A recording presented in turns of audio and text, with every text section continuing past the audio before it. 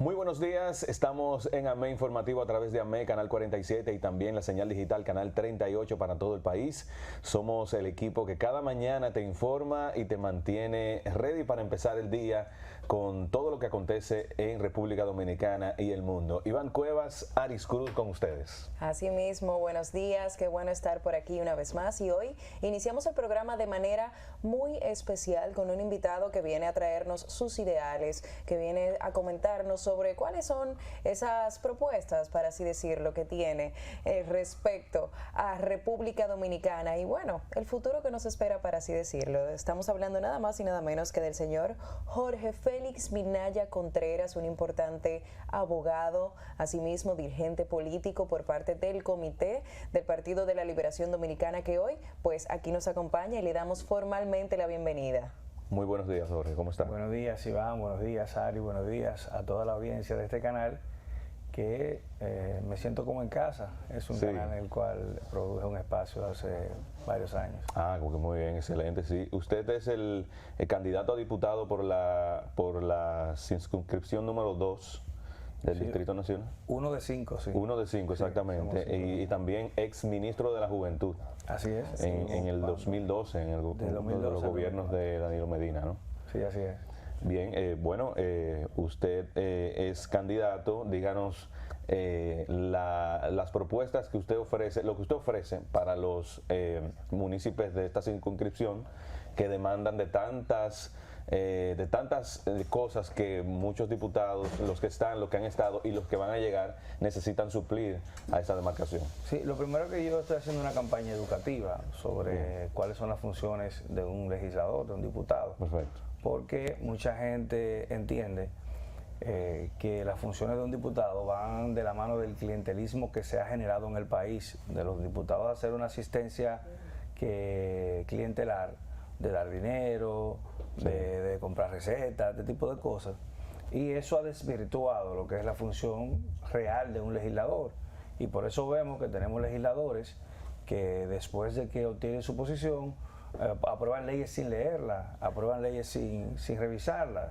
Entonces, ¿por qué? Porque son personas que ganan a través de una clientela política y luego entienden que, bueno, ellos compraron la posición y no le deben nada a nadie. Entonces, por eso yo estoy explicándole a la gente, a través de mi campaña electoral, de una serie de 9 comerciales que he sacado, estoy explicándole a la gente que ser legislador tiene 3 funciones específicas, que una es la representativa, donde tú representas tu comunidad, otra es la legislativa, donde tú trabajas en el Congreso los proyectos de ley, y otra es la de fiscalización, donde tú tienes que ver que las instituciones que tienen que hacer o brindar un servicio a tu comunidad lo hagan eficientemente.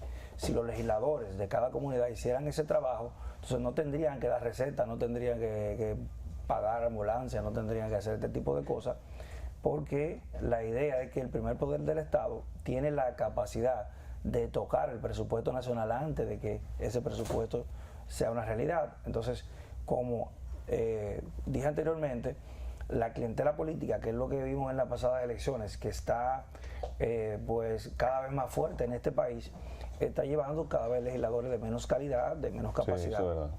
Entonces, es una cosa que tenemos que enfrentar como sociedad y es parte de lo que estoy haciendo en mi campaña.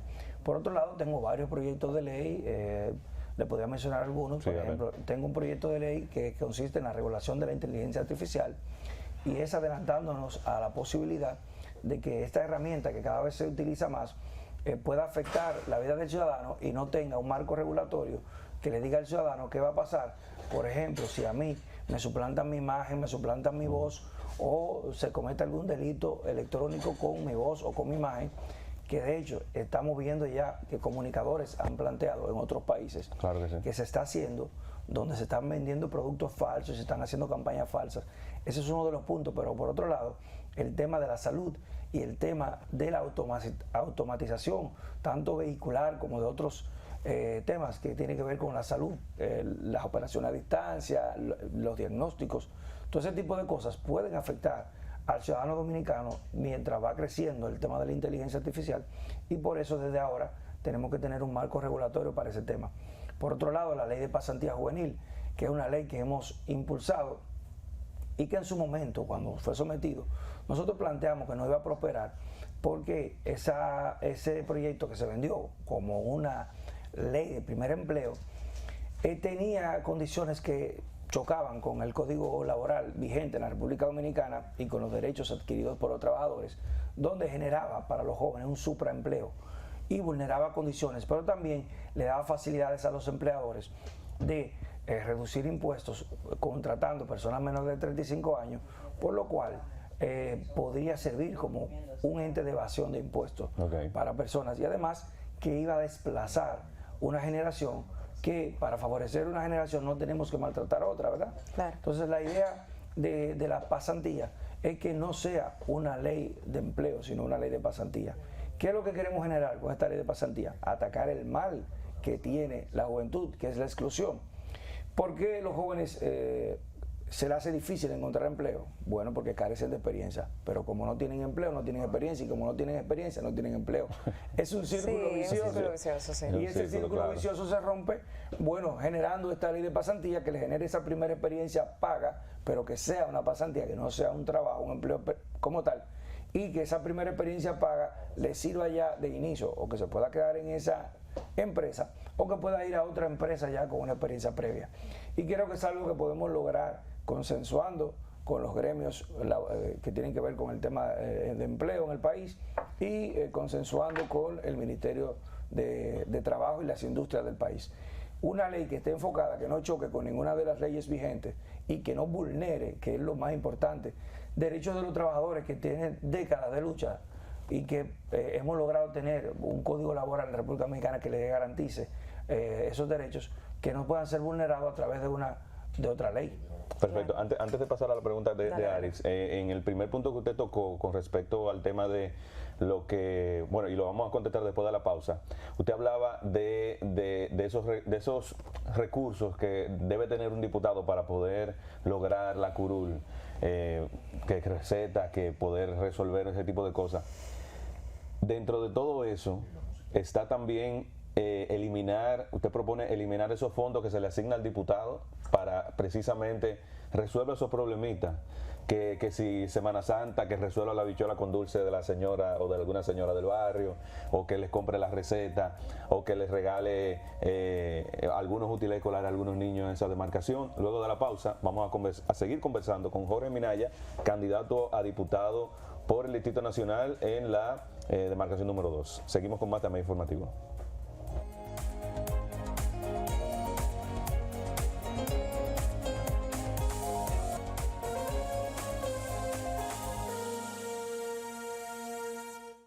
Seguimos con más de AME Informativo y tenemos un invitado muy especial en esta mañana, Jorge Minaya, quien es dirigente del PLD y también es candidato a diputado por la circunscripción número 2 del Distrito Nacional. Hablábamos antes de la pausa, usted mencionaba al principio también que, bueno, prácticamente ser diputado aquí sale bastante caro y hay muchas cosas que resolverle a la gente que va a votar por usted. En este caso, dentro de las propuestas que usted, valga la redundancia, propone, está también de eliminar ese fondo que se le entrega a los diputados. No sé si todavía se llama barrilito o nominilla, no sé. Así es que le dicen popularmente. Barrilito. Sí. Okay. Que ese fondo se eliminó para corregir un tema con respecto a las ONG que los diputados. Sí, pero siguen recibiendo unos fondos todavía para resolver alguna cosita. Recibían más, o sea que sí, claro. En ese momento que se creó fue una solución a un problema muy grande que tenía el Congreso. Okay. Pero yo entiendo que hay que reenfocar el tema. ¿Por qué? Primero porque ese fondo te coloca en una desventaja con respecto a los que están tratando de repetir y los que estamos fuera que no tenemos ese fondo. Realmente. Y por otro lado es un fondo que reitera lo que yo acabo de plantear aquí, de que estamos normalizando el clientelismo. Totalmente. Y lo estamos normalizando de forma tal de que los partidos prefieren los candidatos clientelistas por encima de los candidatos que puedan tener ideología, propuesta, que sean políticos de carrera, que sirvan a su comunidad, que sean gente ejemplar, que sean gente seria, que sean gente de familia. O sea, todos esos valores que puede tener un candidato, que pueden ser apreciados por una sociedad, se quedan eliminados si tú tienes 5 bancas de apuestas. O sea, tú no rifes, ya tú eres un diputado seguro.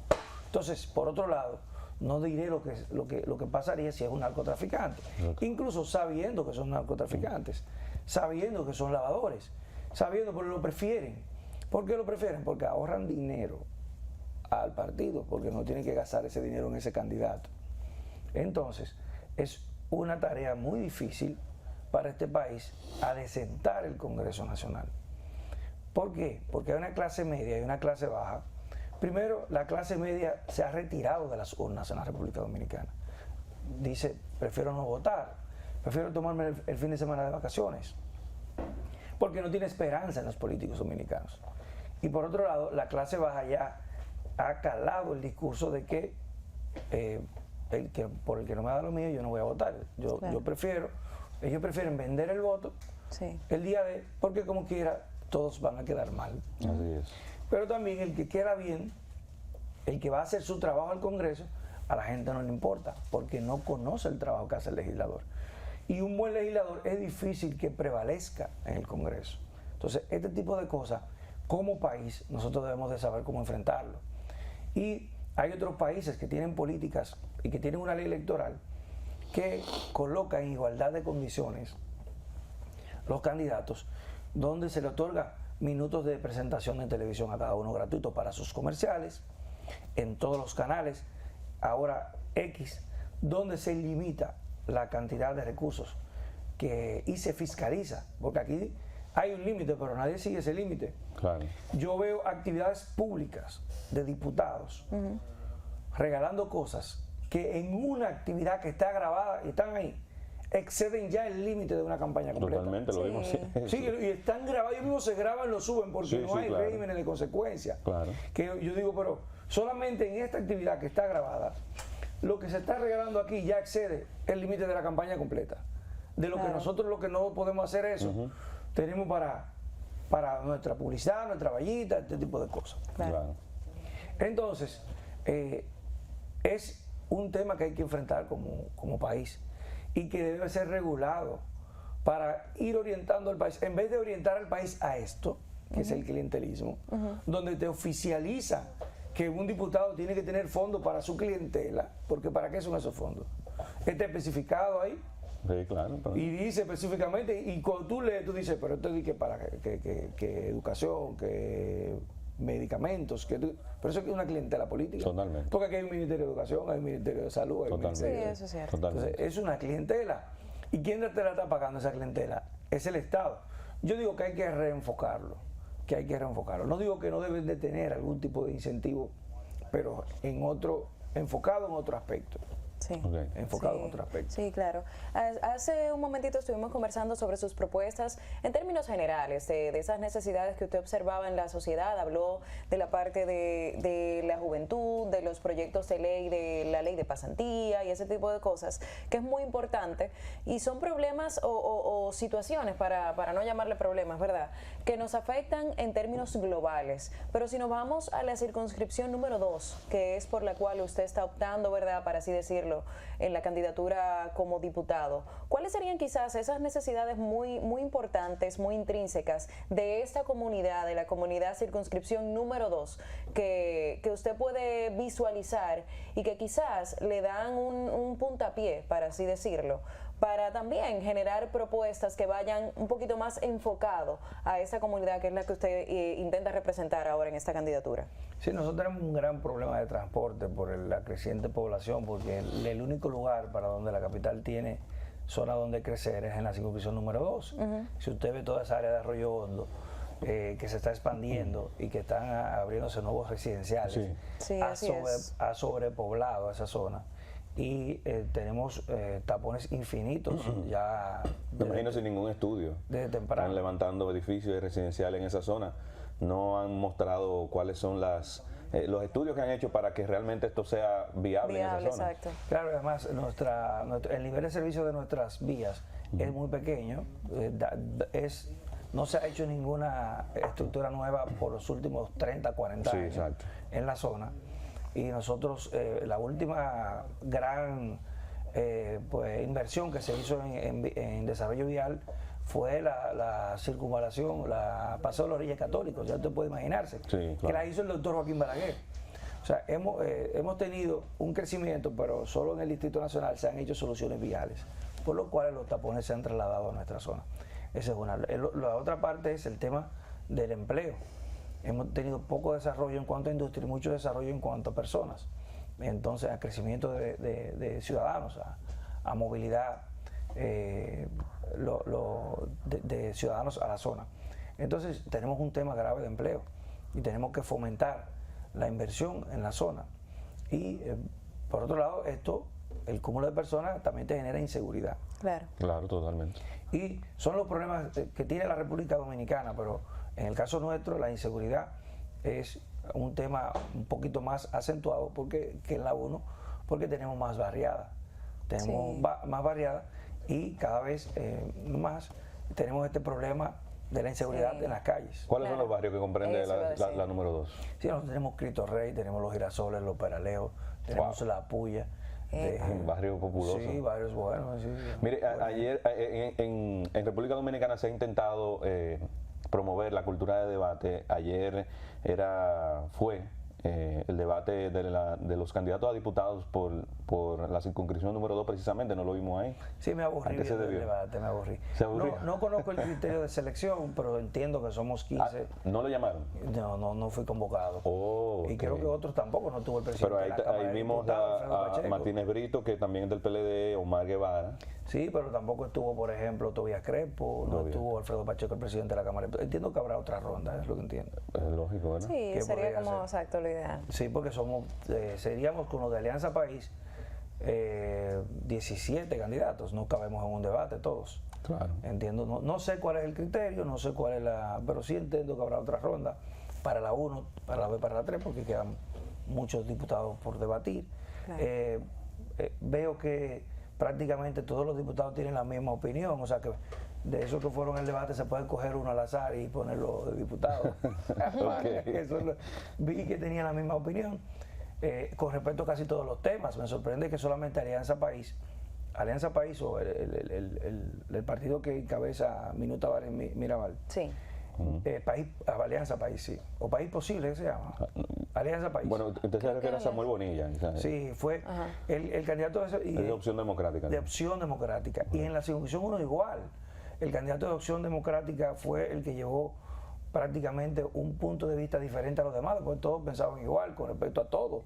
Mire, eso que usted acaba de decir es muy raro verlo en los candidatos, tanto a diputados como a senadores, como a la presidencia o hasta regidores, que de repente un contendor, usted lo señale como, él fue el único como que lo hizo mejor, por ejemplo. Bueno, yo no digo que lo hizo mejor. Bueno, pero por lo menos digo que bueno, él tuvo algo diferente que decir, buenos. Por lo menos. Son todos muy buenos. Cuando yo digo me aburrí, es porque cuando veían los temas, tú decías lo mismo, el otro decía lo mismo, el otro decía todo coincidía. Pero aquí no hay debate. Exacto, ¿dónde está el Yo no vi conflicto? nadie, por ejemplo, que hablara de los derechos de la mujer. Todo el mundo era pro aborto sin ton ni son. Yo podría decir que hay que buscar un punto medio con el tema del aborto, pero hay que hacer propuestas con el tema del aborto. Y no vi ninguno que buscó una solución. Precisamente, su punto en ese sentido. No, lo primero que hay que hacer es sacar el tema del aborto del Código Laboral y otorgarnos un Código Laboral, sacarlo y hacer una ley aparte para el tema de las 3 causales o para el tema del aborto.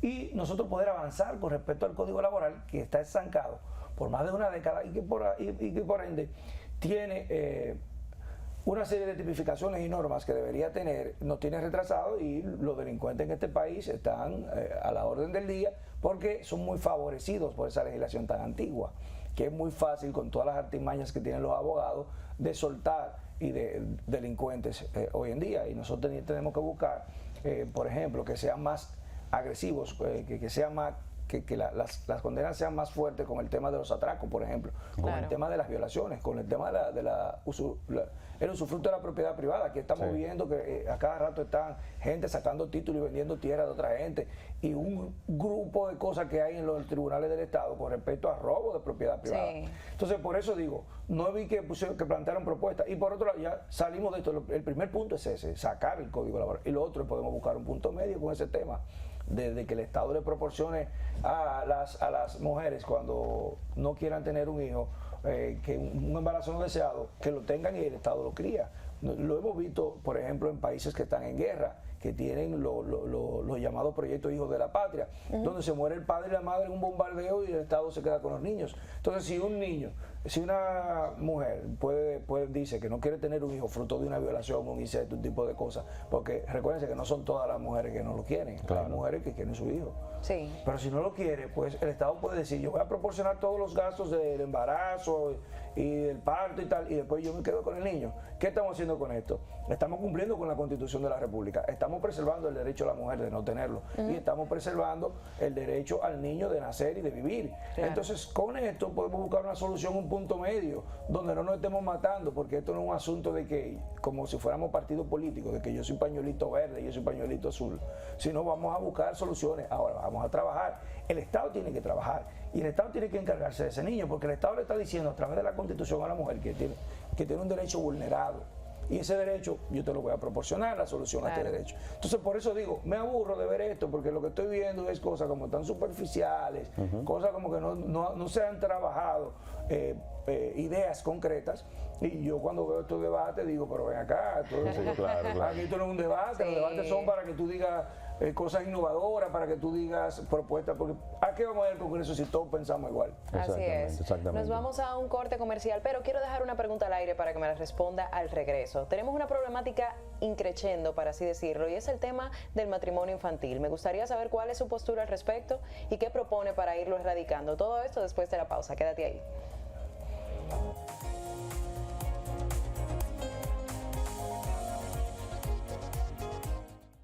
Seguimos con más de AME Informativo, gracias por estar por ahí. Aquí continuamos en entrevista con el señor Jorge Minaya y dejamos una pregunta al aire que es precisamente sobre esa problemática que lamentablemente cada día la vemos de manera más común, la vemos de manera más normalizada en nuestro país, y es ese tema del matrimonio infantil que, como comentábamos fuera del aire, tiene muchas aristas, pero me gustaría saber cuál es su postura al respecto y qué usted propone para ir erradicando de manera gradual o de manera drástica, como usted entienda, esta problemática. Sí, mira, aquí hay un problema de dejadez de parte de las autoridades y de echar la vista a un lado con respecto a este tema, porque es un tema que es demasiado grande. Es como tú tener el elefante en la habitación. Tú lo tienes ahí, lo quieres ignorar, pero él sigue ahí. Nosotros tenemos un 29% de embarazos adolescentes, que es el más alto de la región. Y por otro lado, más de 6.000 niñas menores de edad dan a luz en los hospitales de la República Dominicana.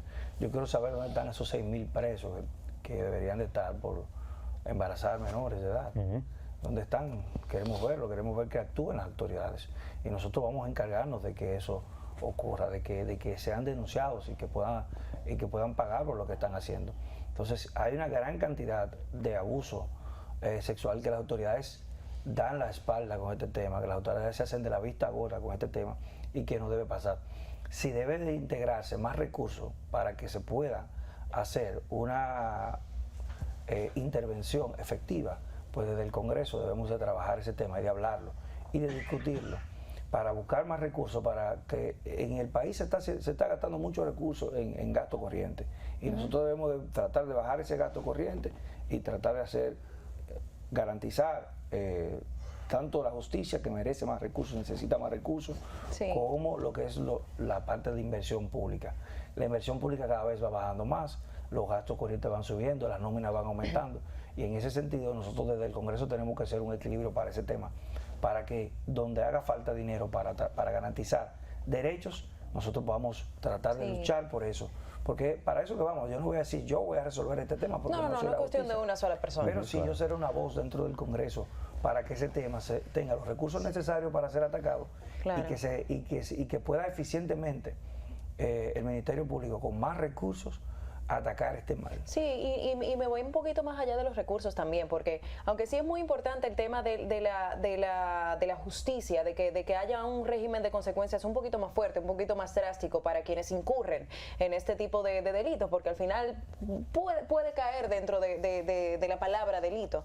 También entiendo que hay que hacer, y me gustaría que usted me corrobore o me erradique, también entiendo que es una problemática un poquito más profunda de educación, de irse incluso a la mentalidad de los padres de estos menores de edad, sean niñas o sean niños, porque se ha visto el caso lamentablemente que muchos padres quizás por necesidad, quizás por por falta de visión, por falta de orientación, son los mismos que aupan a sus hijos menores de edad, ya sean niñas, ya sean niños, a incurrir en este tipo de relación, ya sea en el caso de las niñas, ya sea con un señor llamado muy coloquialmente el famoso templo, para así decirlo, que es ese señor quizás con un poquito de poder adquisitivo mayor que el de esta familia, que el de la niña, y les asegura quizás un buen futuro. Igual en el caso del varoncito, quizás con una dama que ya está un poquito más avanzada en edad, un poquito más avanzada socialmente, económicamente. Entonces no sé qué usted piensa, que quizás pudiera ser un trabajo un poquito más profundo, no solamente de justicia para quienes incurren en eso, sino también un trabajo preventivo, porque si no vamos a estar en el mismo círculo siempre. Sí, mira, yo creo que eso no puede quedar de lado, la educación, y que es algo que hay que promover. Pero te voy a poner dos ejemplos. Te voy a poner el ejemplo del dominicano que aquí tira basura en la calle y que conduce y se le lleva el semáforo en rojo, y cuando va a Estados Unidos es la persona más correcta. Ese no se educó, simplemente tiene un régimen de consecuencia que sabe que si hace eso va a tener resultados negativos, porque se está convirtiendo en un antisocial.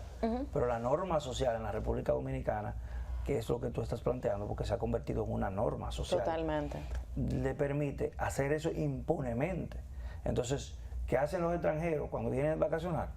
Vienen a violar menores, vienen a pagar para que le busquen. ¿Por qué? Porque no lo hacen en su país, no lo pueden hacer porque caen presos. Entonces vienen a cumplir fantasías para acá. Entonces, ¿qué quiere decir eso? Que nosotros estamos normalizando ese tipo de cosas. Y por otro lado, el tema de los regímenes de consecuencia quedó claro, establecido, cuando Nayib Bukele logró erradicar en menos de 4 años la pandilla más poderosa del planeta Tierra, y por décadas no se había hecho. ¿Por qué? Porque se había basado en esta pasadera de paño de agua tibia, de que hay que educarlos, hay que darles alternativas y este tipo de cosas. Eso se erradicó. ¿Cómo se erradicó? Con sentencias. Mano dura. ¿Por qué? Porque los que estaban bien detrás, bueno, eso yo no lo veo como mano dura, sino aplicación correcta de la ley. Claro. De que si tú cometes un delito, si tú violas, si tú matas, si tú robas, no es que a ti no se te garanticen derechos, es que tú ni siquiera le dejaste a la persona que se le garantizara el derecho fundamental de la vida. Entonces, ¿por qué a ti hay que garantizarte ese tipo de derechos? No, tienes que cumplir ante el Estado. Entonces, si te sometemos a jueces corruptos, si te sometemos a fiscales corruptos y a todas estas artimañas que son las que estuvimos hablando al principio, que tienen que ver con la debilidad jurídica que nosotros tenemos, entonces tú no vas a cumplir nada porque tú con dinero vas a salir. Claro, sí, claro. Uno de los temas que faltó en el debate ayer, al menos no lo vi completo, pero sí leyendo en Twitter me di cuenta que no se trató, es el tema del anticipo del impuesto sobre la renta. Me sorprendió sobremanera. Y de hecho, me sorprendió, te digo, la misma pregunta, la misma respuesta, ¿no? De clase media, que hay que proteger la clase media. Pero aquí se está hablando de forma, aquí se está hablando de fondo. No estamos hablando de un espíritu que todos sabemos. Todos los dominicanos tenemos que protegernos, no solamente la clase media. Claro. La clase alta, la clase baja y tal. Todos. Ahora, por ejemplo, en ese tema de la reforma fiscal, que es el tema que tú te refieres, sí, el Estado tiene que también poner de su parte. Nosotros tenemos que decirle al Estado, bien, tú estás pidiendo a nosotros que te demos más dinero. Ahora, ¿qué tú estás haciendo con el dinero que nosotros te estamos dando? Gran pregunta. Tú estás haciendo con el dinero lo siguiente, tú estás aumentándome nómina, tú estás siendo menos eficiente, tú estás aumentando tus gastos corrientes y reduciéndome la inversión, que es lo que me toca a mí, lo que me queda. El gasto es lo que se va, el gasto corriente. Ahora la inversión es lo que me queda a mí como país, es una carretera, un puente, un hospital, ese tipo de cosas, pero que me provoca empleo, que me provoca desarrollo, que mueve mercancía, o sea, este tipo de cosas. Entonces, ¿para qué tú quieres más? Primero bájate tú de la mata. Claro. Y después me bajo yo porque yo sé que te estoy dando dinero. Entonces, ese es el primer punto de una reforma fiscal. Vamos a ver qué nosotros vamos a poner en nuestra parte. Ahora, ¿qué vas a poner tú? ¿Cuál es tu sacrificio o cuál es el aporte tuyo en esta reforma? ¿Qué tú vas a hacer? Tráeme un plan de eficientización de gastos, un presupuesto deficitario que, aparte de que es deficitario, cuando tú ves la ejecución, no está acorde con el planteamiento del presupuesto, o sea que está mal ejecutado. Tú dices que vas a hacer A y después hacer B y C, entonces tú no estás ejecutando tu presupuesto bien. Pero el presupuesto tiene que estar por lo menos un 95% de ejecución. Aquí no hay una institución que tenga por lo menos un 70% de ejecución de su presupuesto, porque empieza con un presupuesto de una forma y después el director va haciendo lo que le da la gana.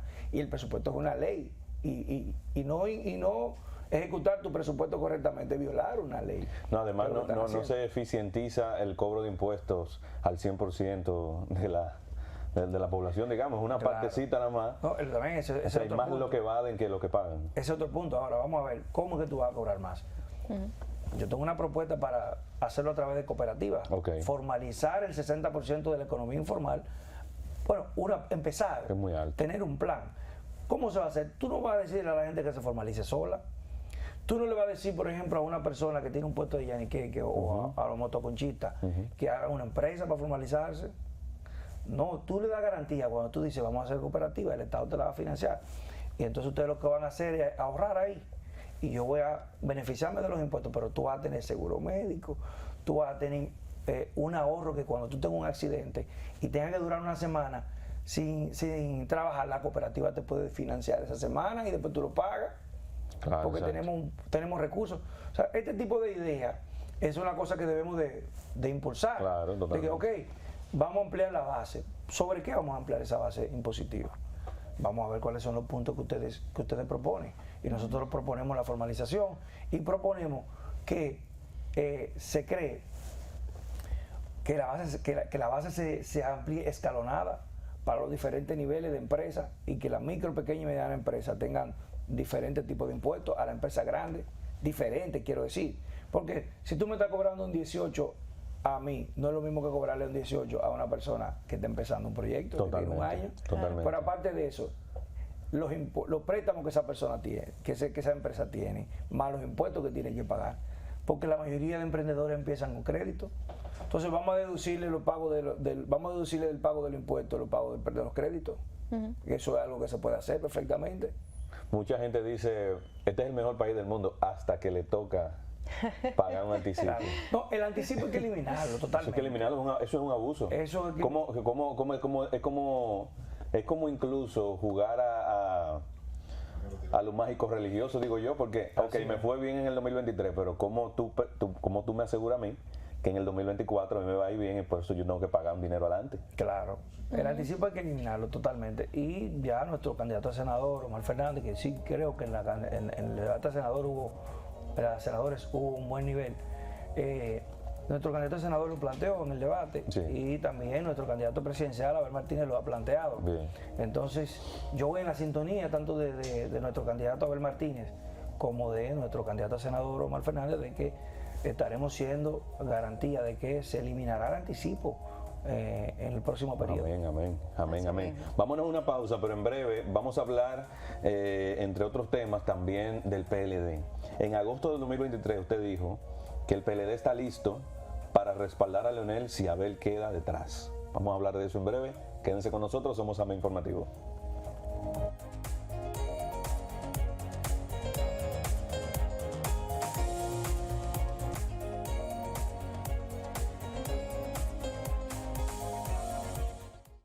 Seguimos con más de AME Informativo. Tenemos a nuestro invitado en la mañana de hoy, Jorge Minaya, quien es candidato a diputado por la circunscripción número 2 del Distrito Nacional por el PLD. En agosto de 2023 decíamos que usted dijo que el PLD está listo, ustedes están listos para respaldar a Leonel si Abel queda detrás. Explique eso un poquito mejor. Sí, eso fue parte del acuerdo que se habló. Nosotros, que se firmó de hecho.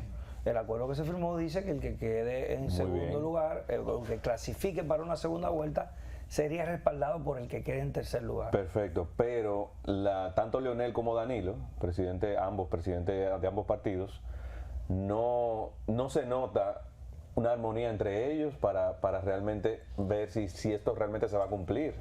No se perfila una unión real entre estos dos líderes. Bueno, de nuestra parte sí, lo hemos demostrado, que nosotros nuestra votación estuvo ahí en la municipal y quedamos en segundo lugar, después detrás del PRM. Entonces, lo propio es que lo que va a pasar, que Abel Martínez o ganará en primera vuelta o irá a una segunda vuelta con el presidente Abinader, pues que ellos nos respalden a nosotros, porque nosotros ya le dijimos que nosotros estamos... O sea, deben cumplir, es un pacto. Exacto. Pero a la gente le gustaría ver a Leonel y a Danilo juntos. Bueno, es un momento que debe agotarse. Es un tiro que debe guardarse para, como que para dice, el final, sí. Sí, es la bomba nuclear. Okay. Pero ellos de alguna manera, pues me imagino que han tenido sus reuniones. Estamos aliados, que es lo importante. Y la alianza va caminando. Nosotros estamos trabajando de la mano con Omar para que sea el senador del Distrito Nacional.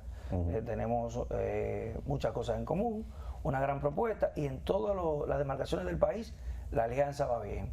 Ahora bien, lo correcto es eso, lo que yo planteé. Bueno, si quedan en segundo, pues nosotros nos sumaremos, pero si nosotros quedamos en segundo, queremos lo mismo de allá para acá. Y entiendo que Abel será el próximo presidente de la República. Bueno, amén. Suerte, la suerte está echada. La suerte está echada, exactamente. Yo creo que solamente queda esperar. Y verdaderamente usted, perdón que siga como en el mismo tema, pero es que realmente me llamó la atención tu pregunta, Iván. Usted habla de que como partidos están aliados y como delegados ustedes de los partidos están aliados. Pero si nos vamos directamente a los líderes, vamos a separar las cosas, vamos a separar al comité político y a dejar solamente a Leonel Fernández y a Danilo Medina. ¿Realmente usted visualiza esta unión posible, siendo totalmente honesto, de acuerdo a cómo va? Pero es que ya está.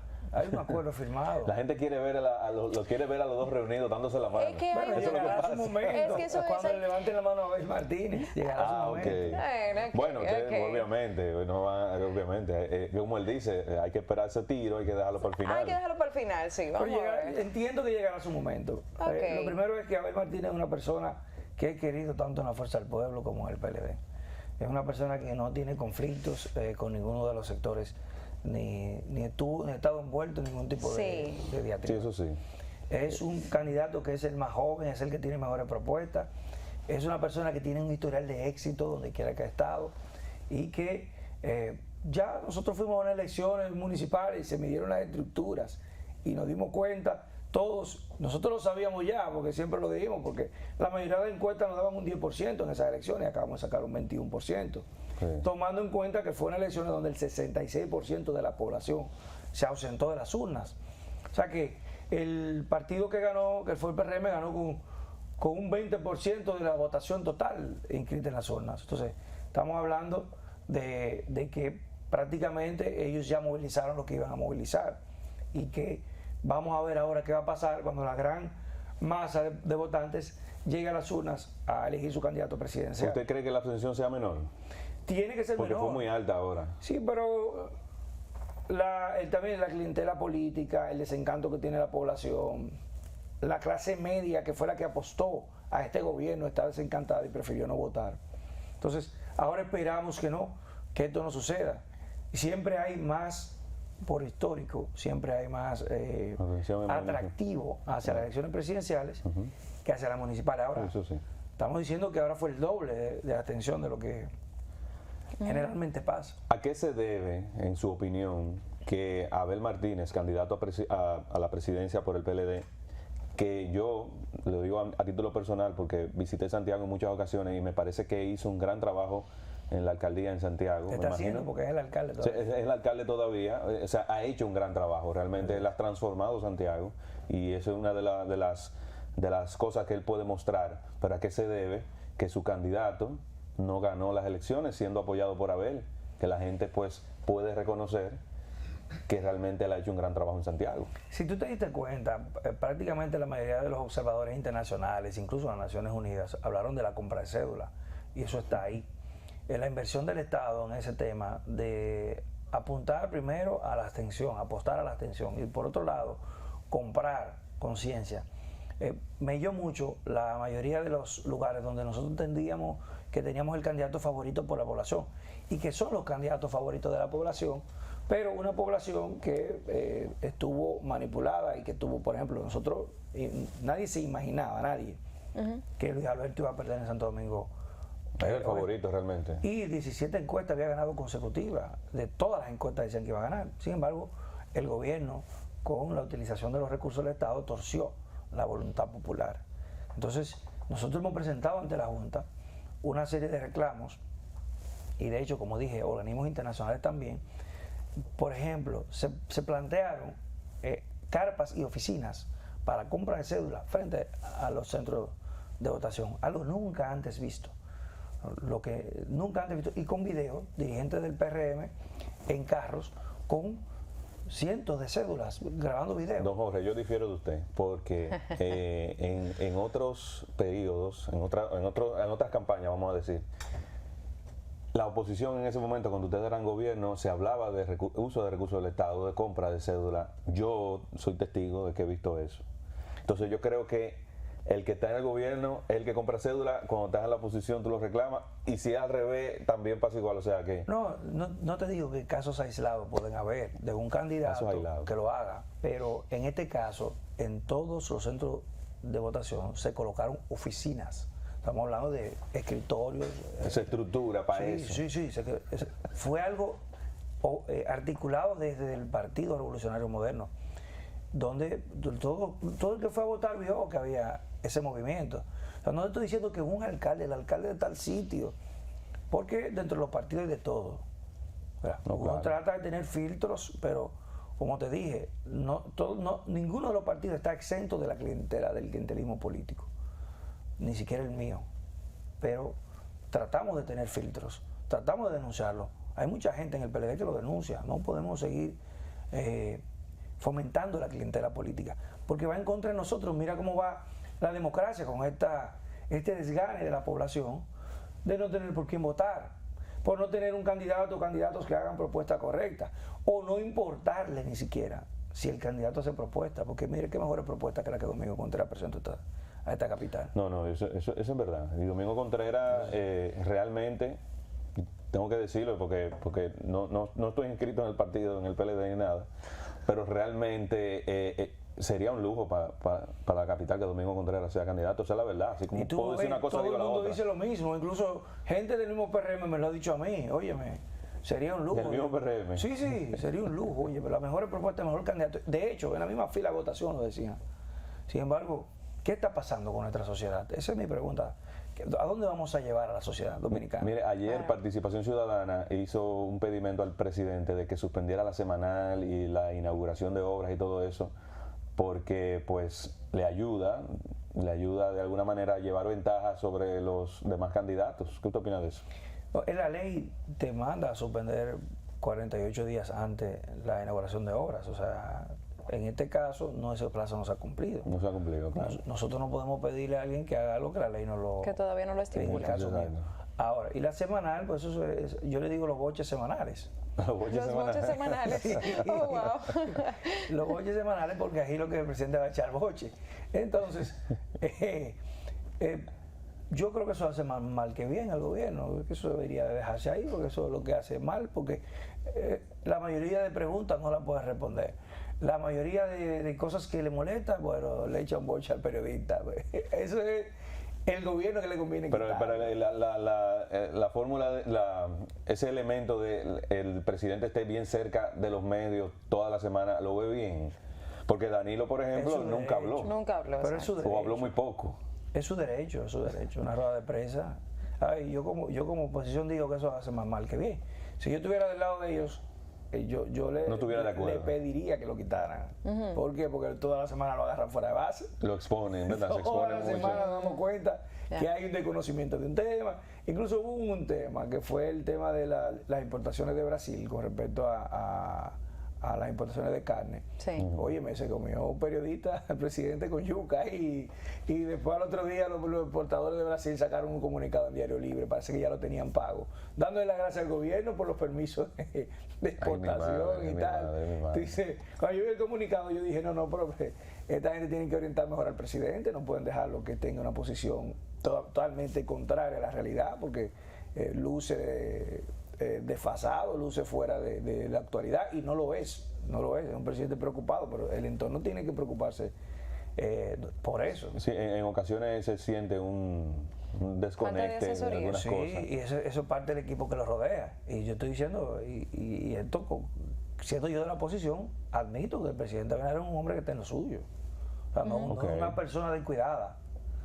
Sí, no, pero tiene que tener un equipo en la sintonía. Quizás yo siento como que él no confía en algunas decisiones que toma su equipo y él toma la decisión y quizá le sale mal o trata de hacerle caso a alguien de su equipo y le sale mal, a veces le sale bien, entonces se siente esa... No, mira, los presidentes leen varios informes todos los días.